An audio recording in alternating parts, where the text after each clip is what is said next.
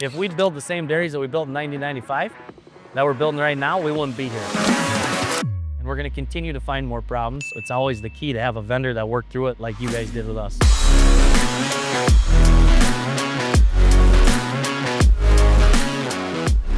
Grace Dairy is a 10,500 head site located in west central Minnesota. Barn itself is 900,000 square feet and the site sits on 160 acres. We like to build wood barns, and I guess with wood comes a lot of complications that some people don't have to deal with. What was the problem that you had before we came in? So in the past, our cows continually lick our wood posts, scratching their tongues, and they're just curious animals.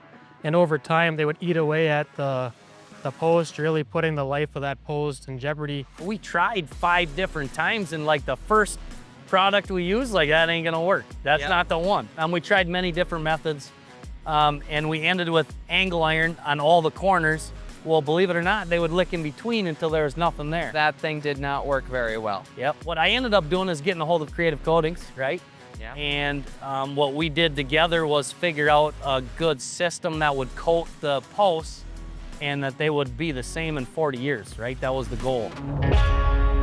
What we're doing is spraying bed liner around the wood posts in both the loafing areas and the feed alley areas. Putting bed liner around the posts prevents the cows from licking the posts. Phase 1 is caulking the post. We caulk just the ends where the nails hold the pieces of wood together. Those holes, when we spray the bed liner, doesn't fill up very well. Smearing that hole full and then putting bed liner all the way around it is the option we chose. Next, we prime the post. The primer bonds well to the wood, and then the bed liner bonds really well to the primer. If we spray bed liner just directly to the wood tends to outgas through the bed liner, which creates little pinholes in the bed liner. We're looking for a full seal of bed liner all the way around the post. Phase 3 is putting on the cardboard, and that's it. As soon as we're done talking with Mac, we can start spraying.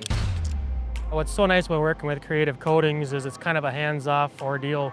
We tell them what was the problem and they go and find the product that's gonna save us from the problem. Phase 4 is where we spray on the bed liner. This is where the transformation begins.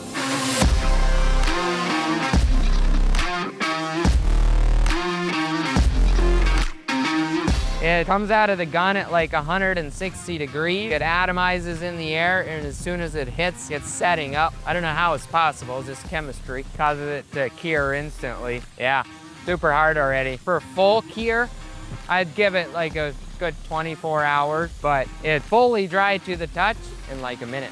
We found that the cows are continuing to lick the post slightly, but their tongues aren't abrasive enough to break through that bed liner. As far as solving the problem of them licking the post and getting into that wood, we've eliminated that. Creative Coatings come on site, they are working safely, they're always following our safety recommendations, and we've been able to solve all of our issues that we've been having in the past. You guys have a lot of experience in many other things outside of dairy, and a lot of times that's what it takes, right? I think it's more of a consultant role that I've looked at you guys a little bit. We plan some of the areas of our dairy around how you guys see that it works. So definitely been a big part. I think that's the key with our vendors is that we find the guys that hang with us, and yeah, we're gonna find problems, but who's willing to stick with us and get through it?